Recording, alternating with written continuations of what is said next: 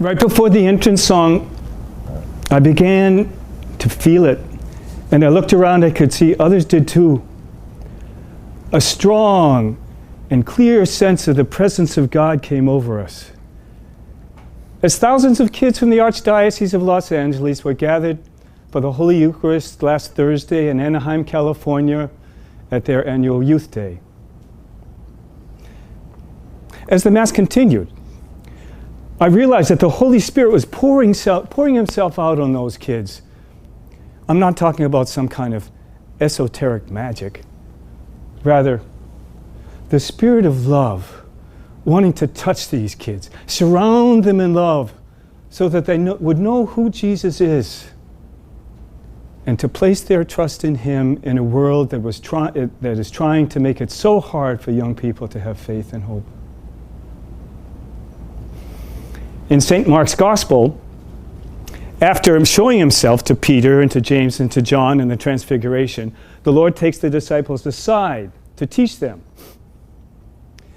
We can imagine He talks to them about Isaiah's suffering servant and other Old Testament texts that prophesy His passion and His death, so that they'd start to understand why He came.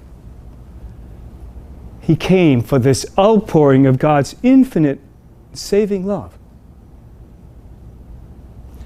that they didn't understand.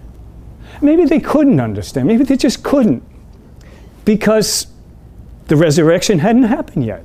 This outpouring of God's love in the Paschal mystery was yet to happen. So, 3 times in St. Mark's Gospel, Jesus foretells His passion. And 3 times they don't understand. Imagine Jesus longing then, as He enjoins on them. Stop thinking as the world thinks. Carry the cross with me. Serve with me. Become who you are, a child of God before your Father that loves you infinitely. This outpouring of God's love has happened.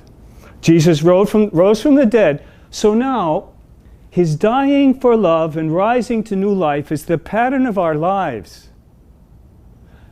And the Holy Spirit longs to renew us, our families, our church, and our world.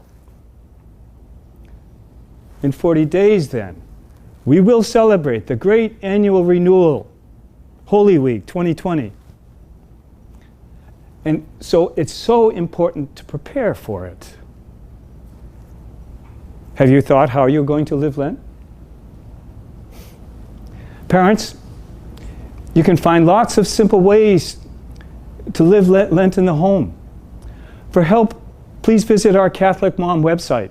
That's www.catholicmom.org. www.catholicmom.org. Has it come? Oops, so CatholicMom.com. As we prepare, let's remember, Lenten penance isn't a punishment. Rather, it's learning to think as God thinks, letting our hearts